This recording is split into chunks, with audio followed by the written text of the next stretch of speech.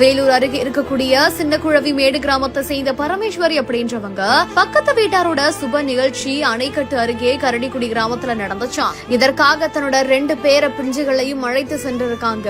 அங்க இருக்கக்கூடிய மண்டபத்துல கழிவறை அருகே நிற்க வைத்து விட்டு அவங்க உள்ள சென்று வெளியில வந்து பாத்திருக்காங்களாம். அப்ப அவங்களோட பேர பிள்ளைகள் காணாம போயிருந்ததுனால பதறி அடிச்சு போய் தேடி இருக்காங்களா. அந்த பிஞ்சுகள் சாலையோரமா நின்னுகிட்டு அழுது கொண்டு இருந்ததா கரடிக்குடி கிராமத்தை சேர்ந்த இளைஞர் விக்னேஷ் அப்படின்றவரு அவங்க 2 பேரையுமே காப்பாத்தி காவல் நிலையத்துல ஒப்படைச்சிருக்காரு.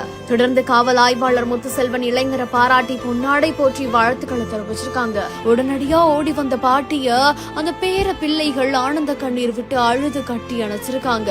அப்போ அந்த பாட்டியும் 6 தழுவி குழந்தைகளை கட்டி அணைத்து அழுது நிகழ்ச்சியை ஏற்படுத்தியிருக்காங்க.